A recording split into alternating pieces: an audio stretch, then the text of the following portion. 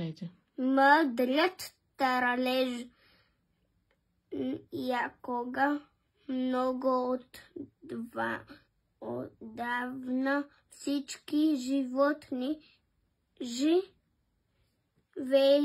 задружно. Тогава Ешко Бежко още нямал бодли, а музикана му била мека като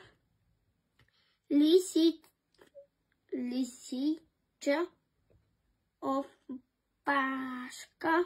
Та един ден из гората се разнесла вест, че слънцето ще се жени. Всички